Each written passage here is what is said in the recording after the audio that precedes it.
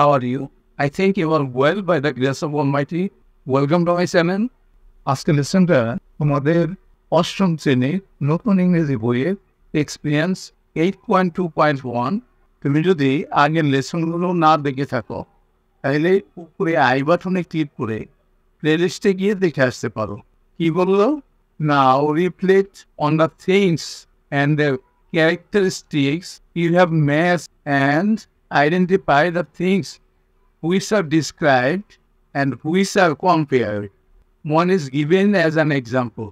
বাংলায় বলা হলো, এখন তোমার মিলকৃত জিনিস বা বিষয় এবং সেগুলোর বৈশিষ্ট্য নিয়ে আবার চিন্তা করো এবং কোন জিনিস বা বিষয়গুলো বর্ণনা করা হয়েছে তা চিহ্নিত করো। যেমন নিচের টেক্সটগুলো সতর্কভাবে পড়ো এবং বাক্যে কোন বিষয় বা জিনিস বা ব্যক্তিকে কার সাথে তুলনা করা হয়েছে তা চিহ্নিত করো। একটি বাক্য করে দেওয়া হয়েছে, এখানে দুইটি জিনিস বলা হয়েছে। আগের লেসনে যে মিল করা হয়েছিল সেটা কেমন, সেটা কি ডিসক্রাইবড নাকি কম্পেয়ার, সেটা তো আগে বলতে হবে। অর্থাৎ বর্ণনা করা হয়েছে না তুলনা করা হয়েছে। যেমন ফ্লাইং অবজেক্টটা টাইনি, উড়ন্ত বস্তুগুলো খুব ক্ষুদ্র। ইজ আ ডেসক্রিপশন, এটা একটা বর্ণনা, description. whereas life is a flowing river, জীবনটা নদীর মতো প্রবাহিত। ইজ আ কম্পারিজন, এটা কিন্তু একটা কম্পারিজন, তুলনা। এইভাবে আগের লেসনে আমরা যে কয়টা ম্যাচ করছি সেগুলো তোমাকে এইভাবে বলতে হবে। এখন কি বললো? Read the text below carefully and identify the comparing objects or persons and with what or whom it is compared in a sentence. One is done for you. নিচের পাঠটির সতর্কতার সাথে পড়বে না যে বস্তু বা ব্যক্তির সাথে তুলনা করা হয়েছে তা বাক্যে চিহ্নিত করো। একটি তোমার জন্য করে দেওয়া হলো। আমরা টেক্সটটা পড়বো, টেক্সট 1। এখানে টেক্সট 1-এর একটা ছবি দেওয়া আছে। ছবিটা কি দেওয়া হলো দেখি আমরা। এখানে টেক্সট 1-এ একটা মেয়ের ছবি, মেয়ের নামটা নিশ্চয়ই আমরা টেক্সট পড়লে জানতে পারবো। টেক্সট 1টা আমরা পড়ি। Text 1, on a summer day, গ্রীষ্মের একদিনে, I am on my way to school, আমার স্কুল যাওয়ার পথে, I can feel the warmth around me, আমি আমার চারপাশে উষ্ণতা অনুভব করলাম, গরম অনুভব করলাম। The sun seems to be a golden globe when I look at the sky, আমি যখন আকাশের দিকে তাকালাম সূর্যকে সোনালি গোলক বলে মনে হলো। এখানে কিন্তু তুলনা করা হয়েছে সূর্যকে সোনালি গোলক। It is casting its warm rays over the green fields and sparkling river, সবুজ প্রান্তর এবং ঝিলিমিলি নদীতে এটি তার উষ্ণ রশ্মি ফেলছে। The world is alive with colour and light and I feel everything has its own beauty, বর্ণ আর আলোয় পৃথিবী জীবন্ত, আর আমি অনুভব করলাম প্রত্যেক বস্তু তার নিজস্ব সৌন্দর্য আছে। এখানে কোশ্চেনটা কি করা হলো? Question, what is compare two what, কাকে কার সাথে তুলনা করা হয়েছে? ইউর অ্যান্সার, তোমার উত্তর কেমন হবে? In the text the sun is compared to a golden globe, পাঠে সূর্যকে সোনালি গোলকের সাথে তুলনা করা হয়েছে। তোমার অ্যান্সারটা তুমি লিখবা একই answer, the sun is compared to a golden globe. এটাই হবে উত্তরটা, ওরা দিয়েই দিছে। এরপরের টেক্সটটা আমরা দেখি এবং এর সাথে একটা ছবি আছে সেটাও দেখে নেই। এখানে কিছু বিল্ডিং এর ছবি আমরা দেখতে পাচ্ছি। দেখি গল্পটার মধ্যে কি বলছে। Text two, the streets seem to be veins and arteries carrying the lifeblood of people and commerce through every corner of its learning body. রাস্তাগুলোকে শিরা ও ধমনীর বলে মনে হলো, যা মানুষের রক্ত প্রাণ রস বহন করে নিয়ে এতে ঠেস দিয়ে থাকা শরীরের প্রতিটি কোণায় আদান প্রদান করছে। It was a place of constant movement and senses which was always growing and evolving in response to the needs of its inhabitants. এটা ছিল অবিরত চলন এবং পরিবর্তনের স্থান, যা এর বাসিন্দাদের চাহিদার সাড়া দিয়ে সর্বদা তৈরি ও বর্ধিত হচ্ছিল। Thus, সুতরাং, the city was a living, breathing oxygen organism, beating with energy and activity. শহর ছিল জীবন্ত, শ্বাস প্রশ্বাসবাহী জৈব সত্তা, শক্তি ও কর্মের স্পন্দন। এখানে প্রশ্ন করা হলো কি, question, to whom, what are the streets compared? রাস্তাগুলো কিসের বা কার সাথে তুলনা করা হয়েছে? তুমি লিখতে পারো, তোমার অ্যান্সারটা এমন হবে, the streets are compared to veins and arteries. রাস্তাগুলোকে শিরা ও ধমনির সাথে তুলনা করা হয়েছে। এরপরে টেক্সট 3-তে আমরা দেখি কি বললো। এটা ছবিটাকে দেখে নিই আমরা। একটা ছেলে বারান্দায় দাঁড়িয়ে আছে, আকাশ দেখছেন। Text 3, on a gloomy day I looked through the window.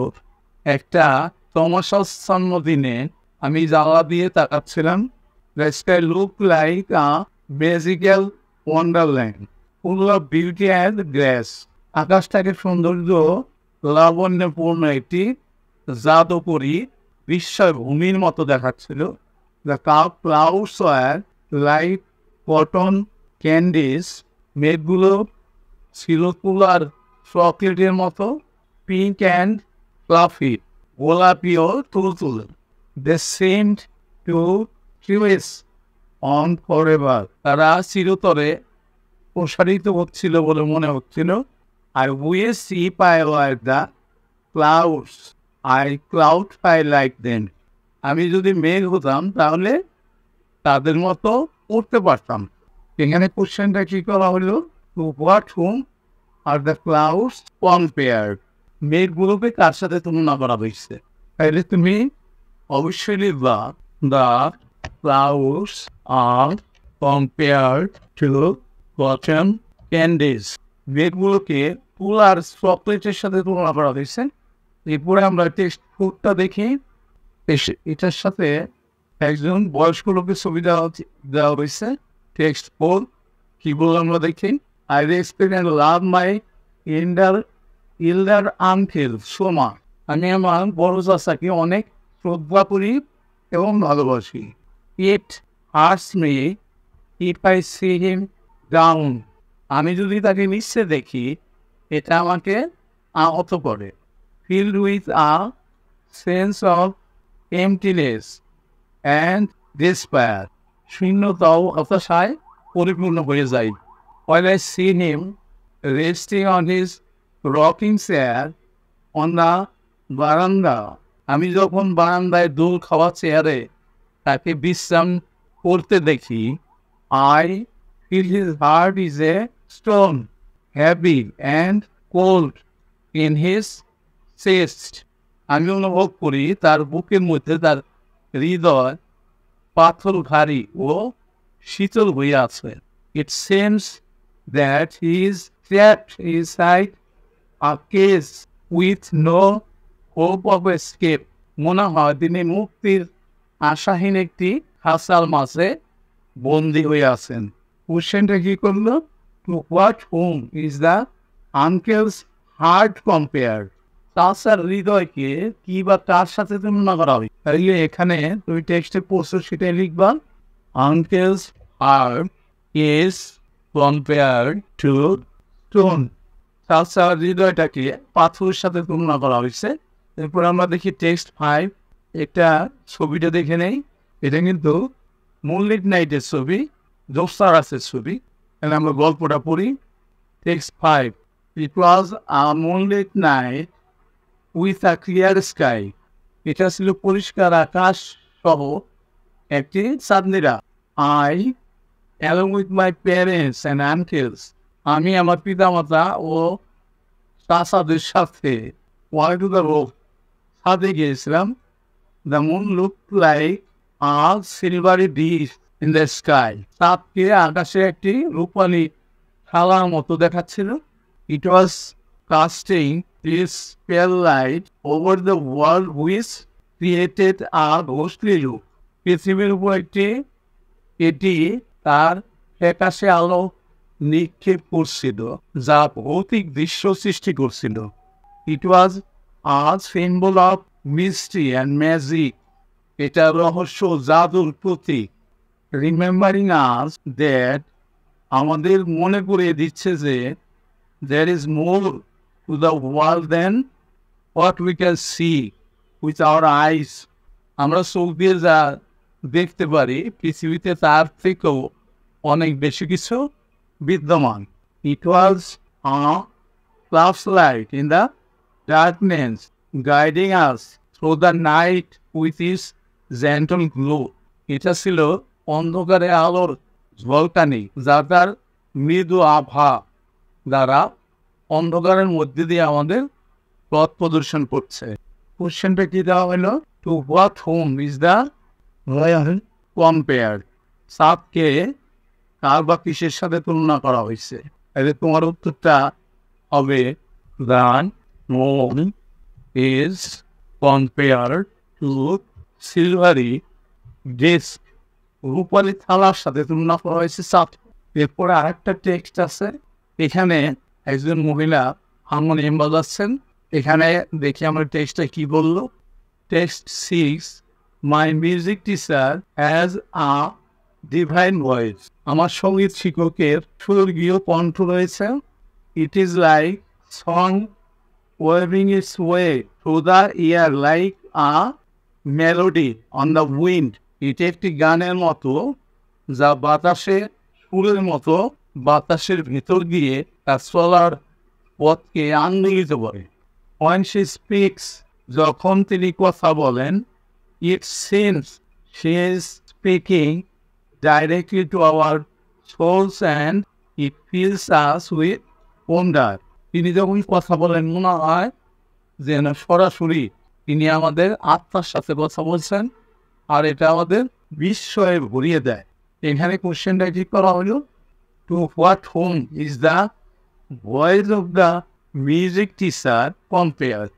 সঙ্গীত শিক্ষকের কণ্ঠকে কিসের বা কার সাথে তুলনা করা হয়েছে? এখানে উত্তরটা খুবই যেভাবে লিখবা, the voice of the music teacher is compared to heaven. সঙ্গীত শিল্পীর কণ্ঠকে স্বর্গের সাথে তুলনা করা হয়েছে ডিভাইন। এর সাথে কিন্তু আজকে লেসনটা শেষ হয়ে গেল।